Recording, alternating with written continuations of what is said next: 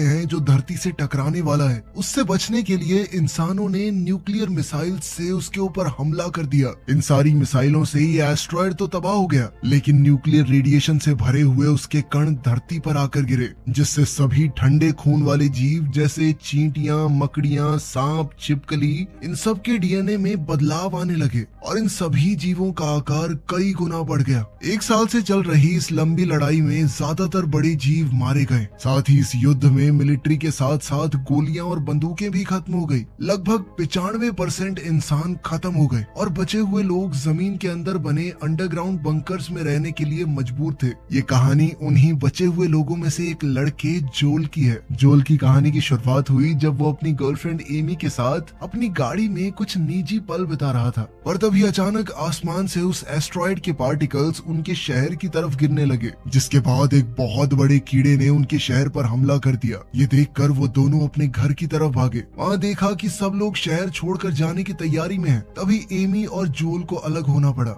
जाने से पहले जोल ने एमी से कहा कि वो उसे जल्द ही ढूंढ लेगा। जाते वक्त रास्ते में जोल का परिवार इन जीवों के हमले में फंस गया। जोल तो गाड़ी से निकल गया, लेकिन उसके माँ बाप अंदर ही फंसे रह गए। अपने आखिरी लम्हों में जोल की माँ ने उससे भागने को कहा। ना चाहते हुए भी जोल जैसे ही वहाँ से आगे गया, एक विशालकाय जीव ने उनकी गाड़ी पर पैर रख दिया। अपने माँ बाप को अपनी आंखों के सामने मरता देख जोल सुन्न रह गया। आसपास के लोगों ने जोल को पकड़कर वहाँ से ले जाने के लिए गाड़ी में बैठाया, लेकिन जोल इस हादसे से उभर नहीं पाया। इस हादसे को अब 7 साल बीत चुके हैं। जोल अब उन्हीं लोगों के साथ है जिन्होंने उसकी जान बचाई थी। इस बंकर में सभी अपने अपने पार्टनर्स के साथ रहते हैं, सिवाय जोल के। जोल अभी भी अपने माँ बाप के हादसे से उभर नहीं पाया था और उसकी घबराहट के चलते उसे बाहर नहीं भेजा जाता था, और तब से उसके अंदर एक घबराहट बैठ गई थी। जैसे ही वो इन जीवों को देखता तो सुन्न रह जाता, कुछ भी कर नहीं पाता था। उसकी इसी घबराहट के चलते उसे कभी बाहर नहीं भेजा जाता था। जोल बंकर के अंदर ही सबके लिए खाना बनाता, साफ सफाई करता,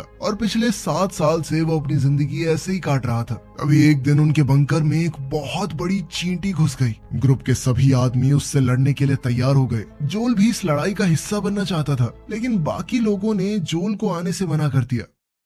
अब 4 लोगों का एक ग्रुप इस जीव को मारने गया और बाकी सभी लोग एक थर्मल कैमरा पर ये लड़ाई देख रहे थे। अब इन चारों में से एक को तो उस बड़ी चींटी ने पकड़ लिया। अपने साथियों को मुसीबत में देखकर जोल से रहा नहीं गया और जोल उन्हें बचाने के लिए वहां चला गया। तभी उसे उस बड़ी चींटी की परछाई दिखाई दी। उस चींटी के मुंह में उनका एक साथी था। ये देखकर जोल का डर उस पर हावी होने लगा और जोल अपनी जगह पर जम गया। जब ये विशालकाय चींटी उसकी ओर बढ़ी तो जोल ने अपनी आंखें बंद कर ली, और जब उसने अपनी आंखें खोली तो इस चींटी का सर जोल के पैरों में पड़ा था। ग्रुप के 2 लोगों ने इस चींटी का सर काट दिया। इस घटना से उभरने और अपना ध्यान भटकाने के लिए जोल किसी से रेडियो पर बात करने लगा। ये कोई और नहीं बल्कि एमी ही थी। एमी भी 7 साल पहले हुए उस हादसे में बच गई थी, लेकिन एमी की कॉलोनी यहाँ से बहुत दूर है और 7 साल पहले जब से वो अलग हुए हैं तब से मिल नहीं पाए। एमी को खोजने के लिए जोल ने काफी सारे स्टेशंस पर बात की और आखिरकार उसे ढूंढ ही निकाला। वो दोनों काफी खुशी से एक दूसरे से बातें कर रहे थे,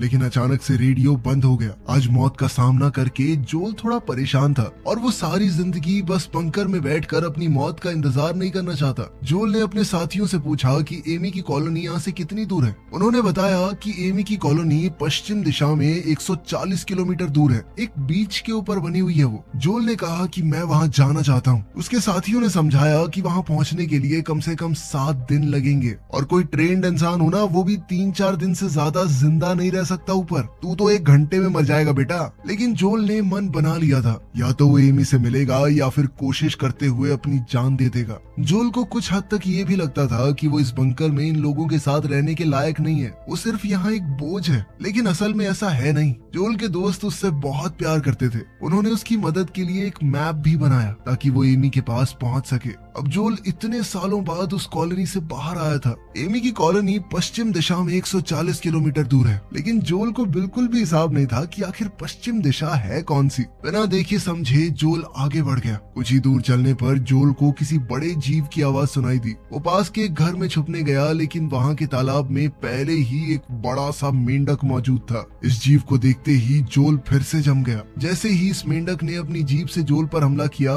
तभी किसी ने जोल को धक्का देकर वहाँ से हटा दिया। ये कोई और नहीं बल्कि एक कुत्ता था। तभी उस मेंढक ने दोबारा हमला किया और अपनी जीभ से जोल की टांग पकड़ ली। तभी कुत्ते ने उस मेंढक की जीभ पर काट लिया, जिससे मेंढक की पकड़ छूट गई और जल्दी से जोल और वो कुत्ता वहाँ से भाग गए।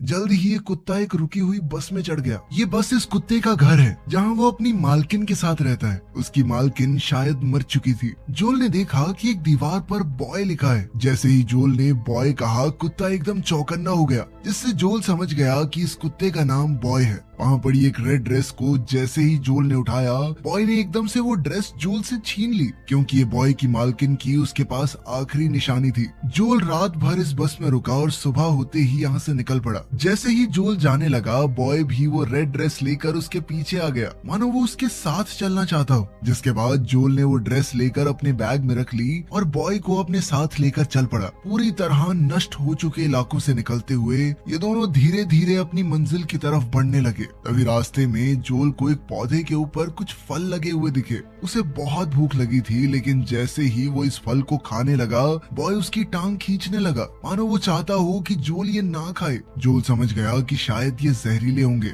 आगे बढ़ते हुए जोल अपने सफर के अनुभव को एक किताब में लिखता रहा। अचानक चलते चलते जोल एक बड़े से गड्ढे में गिर गया। जैसे ही उसने ऊपर चढ़ने की कोशिश की, उसने महसूस किया कि वो यहाँ अकेला नहीं है। जमीन पर बड़ी बड़ी हड्डियां पड़ी थी, यानी वो इस चीज का पहला शिकार तो नहीं होगा। अचानक बहुत फुर्तीले खून चूसने वाले कीड़ों ने उसके ऊपर हमला बोल दिया, लेकिन ऐन वक्त पर किसी अनजान आदमी ने उसे रस्सी से ऊपर खींच लिया। इस आदमी का नाम है क्लाइड और उसके साथ मौजूद ये छोटी बच्ची मीनो भी बहुत खतरनाक है। उसने ग्रेनेड से उन सभी कीड़ों को उड़ा दिया। क्लाइड ने जोल से कहा कि तुम्हें यहाँ अकेले नहीं घूमना चाहिए। इस पर जोल ने बताया कि मैं अकेला नहीं हूँ, एक कुत्ता है मेरे साथ और मैं अपनी गर्लफ्रेंड एमी को ढूंढने के लिए उसकी कॉलोनी में जा रहा हूँ। क्लाइड ने कहा कि वो उत्तर दिशा की तरफ जा रहा है, जहाँ पहाड़ और बर्फ है, क्योंकि वहाँ पर एक खास कॉलोनी है और ठंड के कारण ये जीव वहाँ नहीं आते। क्लाइड ने कहा कि थोड़ी दूर तक तो हमें साथ ही जाना है, तो अगर जोल चाहे तो उनके साथ चल सकता है। थोड़ी देर चलने के बाद वो लोग एक पहाड़ पर रुके। मीनो जोल को तीर चलाना सिखा रही थी, लेकिन जोल का निशाना बेहद खराब था। मीनो ने बताया कि उसके पिता उनकी कॉलोनी के सबसे बढ़िया तीरंदाज थे, लेकिन जब इन खतरनाक जीवों के एक झुंड ने उनकी कॉलोनी पर एक साथ हमला कर दिया, तो मीनो के पिता के साथ साथ क्लाइड का बेटा भी मारा गया। तब से क्लाइड और मीनो एक साथ एक सुरक्षित कॉलोनी की तलाश में हैं, जहां वो जिंदगी आराम से जी सकें। तभी जंगल से क्लाइड को एक जीव उनकी तरफ आता हुआ दिखाई दिया। क्लाइड ने जोल से कहा कि इस जीव को अब तुम्हारी खुशबू मिल चुकी है, इसलिए अब ये तुम्हारा पीछा बहुत लंबे समय तक करेगा। खैर जल्द ही वो वहाँ से निकल गए। दरअसल मीनो और क्लाइड काफी वक्त से धरती पर सरवाइव कर रहे हैं, इसीलिए उन्हें इन जीवों के बारे में काफी कुछ पता है। आगे चलकर क्लाइड को एक बहुत बड़ा स्नेल दिखा। क्लाइड ने जोल से कहा कि बिल्कुल भी हिलना मत, लेकिन जोल तो घबराकर वैसे भी जम चुका था। क्लाइड ने धीरे से जोल को टी शर्ट उतारने को कहा और ये टी शर्ट उसने स्नेल पर रख दी और स्नेल भी बिना उन्हें नुकसान पहुंचाए वहां से चला गया। क्लाइड ने ऐसा इसलिए किया क्योंकि अब ये स्नेल जहां भी जाएगा जोल की खुशबू को फैलाता रहेगा, जिससे वो जीव जो उनके पीछे पड़ा है वो थोड़ा कंफ्यूज हो जाएगा। इस पर जोल ने पूछा कि स्नेल ने हमारे ऊपर हमला क्यों नहीं किया, जिस पर क्लाइड ने उसे बताया कि कुछ जीव अच्छे भी होते हैं। मीनो ने कहा कि अगर तुम कभी कंफ्यूज्ड हो तो उनकी आंखों में देख लेना, तुम्हें समझ आ जाएगा, आंखें कभी झूठ नहीं बोलती। रात को वो लोग एक जगह रुके जहां उन्होंने खाना खाया, लेकिन जैसे ही वो आराम करने लगे, क्लाइड ने उन्हें उठा दिया क्योंकि उनके खाने की खुशबू से बाकी जीव यहाँ आ जाएंगे और अब यहाँ रुकना खतरे से खाली नहीं होगा। अगले दिन मीनो ने दोबारा से जोल को क्रॉसबो की ट्रेनिंग दी। मीनो ने कहा कि मन को बिल्कुल शांत करके तीर चलाओ और जोल जब भी ऐसा करता उसका हर एक तीर बिल्कुल निशाने पर लगता। मीनो ये देखकर बेहद खुश हो गई और जोल को गले लगा लिया। इस छोटी उम्र में अपने परिवार से दूर हो चुकी मीनो को अब जोल में अपना बड़ा भाई दिखने लगा था। खैर ऐसे ही कुछ दिन और बीत गए। क्लाइड और मीनो ने जोल को सभी जीवों से बचकर जिंदा रहना सिखाया। ऐसे पेड़ पौधों के बारे में बताया जिनसे जहरीले जानवरों के जहर का असर खत्म किया जा सकता है। सबके बारे में बताकर आखिर में उन्होंने धरती पर मौजूद सबसे खतरनाक जीव के बारे में बताया, जिसका नाम है सैंड गॉबलर। ये सैंड गॉबलर्स जमीन के अंदर चलते हुए किसी भी आवाज का बहुत सटीक तरीके से पीछा करते हैं, लेकिन इनमें भी सबसे खतरनाक होती है इनकी रानी, जो आकार में इनसे कई गुना बड़ी होती है और उसका एक पंख जमीन के ऊपर दिखाई देता है। अगर रानी को तुम्हारी जरा सी भी आवाज आ गई तो खेल खत्म। आज तक कोई भी सैंड गॉबलर रानी से भिड़कर जिंदा नहीं बचा। मीनो रोज जोल को क्रॉसबो की प्रैक्टिस करवाती रही और अब जोल दिन पर दिन बेहतर होता गया। अब 5 दिन बाद वो जगह आ ही गई जहाँ उनके रास्ते अलग होने वाले हैं। क्लाइड ने जोल से कहा कि तुम हमारे साथ ही चल पड़ो, तुम्हारा अकेले बच पाना थोड़ा मुश्किल है, साथ रहेंगे तो जिंदा रहने के चांस ज्यादा हैं। लेकिन जोल को बस एमी से मिलने की धुन सवार थी। उसके इस फैसले से मीनो बहुत दुखी थी। जोल ने उसे समझाया कि एमी मेरे लिए बहुत मायने रखती है। मीनो ने आखिरी बार जोल को गले से लगाया। वहीं क्लाइड ने जाते हुए जोल को एक ग्रेनेड दिया और कहा कि जब बहुत जरूरत पड़े तो ही इसका इस्तेमाल करना। इसकी पिन निकालने के बाद 5 तक गिनना और फिर फेंकना, याद रहे 5 तक गिनना है। अब दोनों खेमे अपने अपने रास्ते निकल पड़े। अब जोल और बॉय को 50 किलोमीटर की दूरी अकेले तय करनी है, लेकिन यह सफर बहुत मुश्किल होने वाला था। कुछ दूर चलने के बाद वो दोनों एक जगह पहुंचे जहां बॉय कुछ अजीब बर्ताव करने लगा और अब वो आगे नहीं जाना चाहता था। डर के मारे वो एक पेडल बोट के नीचे छुप गया। जोल बॉय को बाहर निकलने के लिए बोल ही रहा था कि तभी जोल के पैरों के नीचे से कई सारे पैर निकलते हैं। ये एक बहुत बड़ा सेंटीपीड था। जोल ने डरते हुए अपनी क्रॉसबो निकाली, लेकिन ये जीव जोल के बहुत पास आ गया। वो अपनी पूंछ से जोल को पकड़ने ही वाला था कि तभी बॉय के भौंकने से वो डर गया और अपनी पूंछ से जोल पर हमला करके उसे बहुत दूर फेंक दिया। अब इस जीव ने बॉय को मारने के लिए बोट को हर तरफ से घेर कर उसे पलट दिया। वहीं जोल की आंखों के सामने फिर से अपने माँ बाप को खोने का वो दृश्य चलने लगा। लेकिन इस बार जोल जमा नहीं। वो अपने डर पर काबू पाते हुए उठ खड़ा हुआ और क्रॉसबो से इस जीव की तरफ तीर चलाया। ये तीर इस जीव की गर्दन पर जा लगा, जिससे वो गुस्से में बौखला गया। अब बॉय को छोड़कर वो तेजी से सीधा जोल की तरफ आया, लेकिन ठीक वक्त पर जोल ने तीर चला दिया जो सीधा इस जीव के सर पर जा लगा। जोल के इस हमले से वो एक ही बार में ढेर हो गया। जोल डर से कांप रहा था। उसे यकीन नहीं हो रहा था कि उसने सच में इतने बड़े जीव को मार दिया। तभी जोल को बॉय दिखा और बॉय भागता हुआ जोल के पास आया। जोल अपने माँ बाप को चाहे ना बचा पाया हो, लेकिन आज उसने अपने डर पर काबू पाकर बॉय की जान तो बचा ली। अगले दिन सुबह ये दोनों एक बड़े से खड्डे के पास पहुंचे और बॉय फिर से अजीब हरकतें करने लगा, भागने लगा। जोल समझ गया कि कोई खतरा पास में है। तभी जोल ने जमीन के अंदर से एक जीव को अपनी तरफ आते हुए देखा, जिसका एक पंख बाहर है, यानी ये तो रानी है, सैंड गॉबलर्स की रानी। जोल ने बचने के लिए एक छोटा सा खिलौना दूर फेंक दिया ताकि रानी उसकी आवाज से उस ओर चली जाए। और जिस तरफ जोल ने वो खिलौना फेंका, सैंड गॉबलर क्वीन वहाँ जमीन फाड़ कर बाहर निकल आई। जोल बिना वक्त बर्बाद किए वहाँ से भागा और रानी भागी उसके पीछे। भागते हुए जोल अचानक नीचे गिर पड़ा और उसका बैग उससे छूट गया। जोल बॉय के पीछे पीछे एक पेड़ के तने में छुप गया। जोल ने बॉय का मुंह बंद कर दिया ताकि कोई आवाज ना आए, और जब कोई आवाज नहीं आई तो वो रानी वहाँ से जाने लगी। लेकिन तभी जॉय के बैग से बॉय की मालकिन की रेड ड्रेस नदी में गिर गई। ये देखते ही बॉय अपनी जान की भी ना परवाह करते हुए उस ड्रेस को बचाने के लिए भागा। जोल ने उसे रोकने की कोशिश की, लेकिन बॉय नहीं रुका। अब क्वीन दोबारा से उनकी तरफ आने लगी। बॉय को बचाने के लिए जोल अपने बैग की तरफ भागा और वो ग्रेनेड निकाला। पिन निकाल कर जोल जैसे ही 5 तक गिनने लगा, ग्रेनेड उसके हाथ से फिसल गया। जैसे ही जोल ग्रेनेड उठाने लगा, क्वीन वहां आ गई और जोल पर अटैक कर दिया। लेकिन जोल ने वो ग्रेनेड जल्दी से हड़बड़ाकर क्वीन के मुंह में डाल दिया और खुद नदी में कूद गया। उसके इस हमले से क्वीन के चीथड़े उड़ गए। जोल खुशी से पागल हो गया, लेकिन वो बॉय से बहुत नाराज था। जैसे ही जोल पानी से बाहर निकला, उसने देखा कि लीच जैसे कुछ जीव उसके पूरे शरीर पर चिपक चुके हैं। घबराकर जोल इन लीचेस को एक एक करके अपने शरीर से निकालने लगा। साथ ही वो इस पूरी घटना के लिए बॉय को जिम्मेदार मानता है। जोल बॉय को डांट रहा था कि इस घटिया सी ड्रेस की वजह से हम दोनों की जान चली जाती। बॉय इस बात पर नाराज हो गया और जोल को अकेला छोड़कर चला गया। जल्द ही जोल लीचेस के जहर से लड़खड़ाने लगा। जहर की वजह से उसे भ्रम होने लगी, चीजें दिखने लगी। इस मदहोशी की हालत में वो थोड़ी दूर जाकर बेहोश हो गया। तभी उसे वो पौधा दिखा जो जहर को काट सकता है। जोल ने जल्दी से वो पौधा खा लिया और नशे की हालत में आगे बढ़ने लगा, लेकिन उसके अंदर ज्यादा चलने की हिम्मत नहीं थी। इसीलिए जोल एक जगह टिक कर बैठ गया। जिसके बाद अचानक से जोल को वहाँ एमी दिखाई दी। 7 साल बाद एमी को दोबारा देखकर जोल ने उसे देखते ही किस कर दिया और फिर दोबारा से बेहोश हो गया। जब होश आया तो उसने देखा कि जोल अब एमी की कॉलोनी में है। एमी को सच में अपने सामने देखकर जोल को बहुत खुशी हुई और हैरानी भी। एमी ने उसे आराम करने को कहा। जोल ने कहा कि इतने वक्त बाद तुम्हें दोबारा से चूम कर मुझे बहुत अच्छा लगा। लेकिन एमी ने बताया कि तुमने मुझे नहीं, इस बुढ़े को किसकी थी। इसके बाद एमी ने बताया कि उनकी कॉलोनी में कुछ लोग आए हैं, जिनमें से एक जहाज का कैप्टन है और वो सब लोगों को एक सुरक्षित जगह ले जाना चाहता है। जोल को ये बातें कुछ अजीब सी लगी, लेकिन तभी एमी किसी काम से वहाँ से चली गई। जब जोल अपने कमरे से बाहर आया तो कॉलोनी की सुंदरता को देखकर दंग रह गया और साथ ही बाहर आने पर उसने एक बीच देखा। एमी की कॉलोनी अंडरग्राउंड तो है, लेकिन पीछे समुद्र होने की वजह से वो लोग सुरक्षित हैं, क्योंकि ये सारे जीव पानी पसंद नहीं करते। जोल को बाहर देखकर एमी उससे बात करने आई। तभी वो कैप्टन और उसके कुछ साथी भी वहाँ आ गए। एमी ने कैप्टन से जोल का परिचय करवाया और बताया कि ये 7 दिन का सफर तय करके यहाँ पहुंचा है। कैप्टन इस बात से काफी इंप्रेस हुआ और उसने बताया कि पहले वो आर्मी में था और अब बचे हुए लोगों को अपनी शिप से एक बेस पर ले जाता है, जहाँ वो इन खतरनाक जीवों से दूर आराम से जिंदगी काट सकते हैं।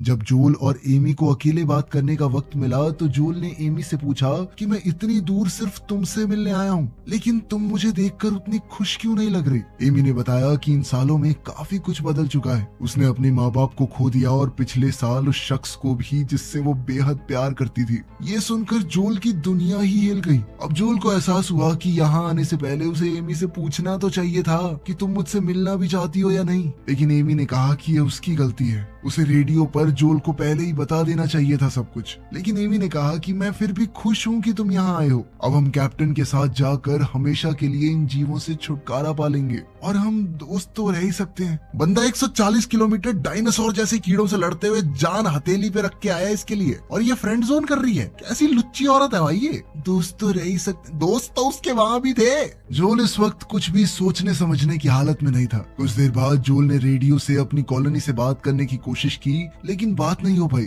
तभी वो बूढ़ा आदमी जोल के पास आया और कुछ फल और बियर जोल को दी। ये एक नई जिंदगी की शुरुआत के लिए कैप्टन की तरफ से पूरी कॉलोनी के लिए गिफ्ट है। अब जोल ने वो मैप देखा जो उसके दोस्तों ने उसे दिया था। इस मैप के पीछे उन्होंने उसके लिए मैसेजेस लिखे थे, जिन्हें पढ़कर जोल भावुक हो गया और उसे समझ आया कि उसकी कॉलोनी के लोग उससे कितना प्यार करते हैं, और एक लड़की जिससे वो 7 साल से नहीं मिला था, उससे मिलने के चक्कर में वो उनको छोड़ के आ गया। तभी रेडियो पर जोल की कॉलोनी का एक मैसेज आया। वो सब जोल की आवाज सुनकर बेहद खुश हुए कि वो इतनी दूर पहुंच गया। जोल ने अपने साथ हुई सारी घटनाएं सुनाई, जिनसे वो सब बहुत हैरान थे कि जोल ने ये सब अकेले कैसे कर लिया। जोल ने उनसे पूछा कि वो सब कैसे हैं। तब उन्होंने बताया कि जोल के जाने के बाद वहाँ काफी बार हमला हुआ और वो कॉलोनी अब सुरक्षित नहीं है। तभी अचानक कनेक्शन टूट गया। अब जोल ने फैसला कर लिया कि वो अपने दोस्तों के लिए वापस जाएगा और उन्हें बिना लिए कैप्टन के साथ आगे नहीं बढ़ेगा। तभी अचानक जोल की नजर उन फ्रूट्स पर पड़ी जो उसे दिए गए थे। उन्हें देखकर जोल को कुछ याद आने लगा। जोल ने अपनी किताब खोलकर देखा कि ये तो वही फ्रूट हैं जिसे खाने के लिए बॉय ने मना किया था उसे। ये देखते ही जोल एमी के पास भागा, लेकिन बाहर सभी इन फ्रूट्स के नशे में झूम रहे थे। जोल ने एमी को समझाने की कोशिश की, लेकिन एक एक करके सभी लोग बेहोश होने लगे। तभी डायना ने पीछे से जोल पर हमला कर दिया। जब जोल होश में आया तो उसने देखा कि कॉलोनी के सभी लोग बंधे हुए थे। दरअसल इस कैप्टन का यही काम है, वो अलग अलग कॉलोनीज में जाकर वहाँ के लोगों का खाने पीने का सामान चुराते हैं। कैप्टन ने कहा कि जहाज को चलाने के लिए फ्यूल कहाँ से लाएं, इसलिए उन लोगों ने एक बहुत बड़े केकड़े को पकड़ रखा था जो उनके जहाज को खींचता है, और बदले में ये लोग जिन कॉलोनीज को लूटते हैं उनके लोगों को केकड़े का खाना बना देते हैं। जैसे ही कैप्टन ने रिमोट का बटन दबाया, एक काला साया समुद्र से उनकी ओर बढ़ने लगा। सभी लोग वहाँ से भागने की कोशिश करने लगे। तभी एमी ने पूरी ताकत से अपने हाथ खोलने की कोशिश की और वो कामयाब भी हो गई। इसी के साथ उसने जोल को भी छुड़ा लिया। एमी ने कहा कि मैं इन 3 लोगों से निपटती हूँ, तुम इस केकड़े को संभालो। अब एमी गेट का टुकड़ा लेकर उनमें से एक आदमी की तरफ गोलियों से बचते हुए भागी और उस पर हमला कर दिया, जिसके बाद वो दोनों ही बेहोश हो गए। दूसरी तरफ वो केकड़ा पास आ रहा था। जोल ने पास पड़ी एक रॉड उठाई और केकड़े की तरफ भागा। वो केकड़ा जैसे ही जोल पर कूदा, जोल ने अपनी रॉड से उसे मारकर उल्टा गिरा दिया। उल्टा गिरने की वजह से वो केकड़ा अब उठ नहीं पा रहा था। जैसे ही जोल उस केकड़े को मारने के लिए आगे बढ़ा, कैप्टन ने अपने रिमोट से उस केकड़े को बिजली का जोरदार झटका दिया, जिसके बाद वो केकड़ा झन से उठ खड़ा हुआ और उसने जोल पर जबरदस्त वार किया। जब एमी को होश आया, उसे अपने सामने डायना दिखी और इन दोनों के बीच लड़ाई शुरू हो गई, लेकिन डायना ने एमी को आसानी से हरा दिया। इधर वो केकड़ा जैसे ही जोल की तरफ बढ़ रहा था, अचानक बॉय वहां आ गया और उस केकड़े और जोल के बीच में खड़ा हो गया। वो केकड़ा बॉय को देखकर थोड़ा शांत हो गया। कैप्टन ने डायना से कहा कि इस कुत्ते को मार दो। जैसे ही डायना अपने हाथ में लगा रॉकेट लॉन्चर चलाने लगी, एमी ने उसके हाथ पर वार किया, जिससे डायना का निशाना चूक गया और वो ग्रेनेड सीधा उस केकड़े को जा लगा। इस हमले से केकड़े को बहुत चोट आई। अभी कैप्टन खुद नीचे आया और एमी को ऐसा मारा कि वो बेहोश हो गई। उधर ग्रेनेड लगने से वो केकड़ा बहुत गुस्से में आ गया था और वो कैप्टन को ही मारने उसकी तरफ बढ़ने लगा, लेकिन कैप्टन ने फिर से उसे शॉक दे दिया और वो केकड़ा फिर से जोल की तरफ मुड़ गया। उधर जोल ने बॉय को एमी के पास जाने को कहा उसकी सुरक्षा के लिए। बॉय ने किसी तरह एमी को जगाने की कोशिश की। मौका देखते ही वो तीनों चोर वहां से निकल लिए और ये जीव अब जोल के ऊपर एक के बाद एक हमला कर रहा था। तभी एमी को होश आया और उसने अपने सामने पड़ी ग्रेनेड गन उठा ली। अब इस जीव ने जोल को उसकी टांग से पकड़ लिया। जोल ने एमी से वो गन मांगी। जल्दी से एमी ने उसे बंदूक दी और जोल ट्रिगर दबाने ही वाला था, पर तभी उसने केकड़े की आंखों में देखा। जोल को अचानक मीनो की बात याद आई कि किसी भी जीव की आंखों में देखकर बताया जा सकता है कि वो बुरा है या नहीं। इस जीव की आंखों में जोल को सिर्फ दर्द दिखाई दिया, जो उस चेन से हो रहा था, जिसकी मदद से उसे बार बार शॉक दिया जा रहा है। जोल ने चेन की तरफ निशाना लगाया और केकड़े को आजाद कर दिया, जिसके बाद केकड़े ने जोल के ऊपर बिल्कुल हमला नहीं किया। जैसे ही जोल नीचे गिरा, एमी उसके पास आ गई। तभी वो केकड़ा भी जोल के पास आने लगा, लेकिन पास आकर ऐसे रुक गया मानो वो जोल को अपनी आजादी के लिए शुक्रिया कहना चाहता हो। और फिर वो कैप्टन के जहाज की तरफ बढ़ने लगा। कैप्टन इस वक्त जहाज पर पहुंच चुका था। उसने अपने रिमोट से केकड़े को शॉक देने की कोशिश की, लेकिन कुछ भी नहीं हुआ। अब वो समझ चुका था कि उसकी टाएं टाएं फिस होने वाली है। इसके बाद वो केकड़ा एक एक करके उन तीनों को जिंदा निकल गया और साथ ही उनके जहाज को भी तबाह कर दिया। ये सब हो जाने के बाद जोल अब अपनी कॉलोनी वापस जाने के लिए तैयार हो गया, लेकिन जोल ने जिस बहादुरी से एमी और उसकी पूरी कॉलोनी की जान बचाई थी, ये देखने के बाद एमी दोबारा से जोल को पसंद करने लगी थी और उसने जोल को रुकने के लिए कहा। लेकिन जोल ने कहा कि मेरे दोस्तों को मेरी जरूरत है, इसीलिए मुझे तो जाना ही होगा। जोल ने एमी को इन जीवों से लड़ने के लिए अपनी लिखी हुई किताब दी, जिसके अंदर उसने इन सब की कमजोरियां लिखी हुई हैं। जोल ने एमी को शुक्रिया कहा, क्योंकि उसी के कारण जोल यहाँ तक आया और इस सफर ने उसकी जिंदगी बदल दी। जाते हुए जोल ने हिम्मत करके एमी को किस कर ही दिया, जिसके बाद एमी ने कहा कि तुमने तो मेरे लिए 140 किलोमीटर का सफर तय कर लिया, इस बार तुम्हें ढूंढते हुए मैं आऊंगी। तो आपके हिसाब से एमी का दूसरा चांस बनता है या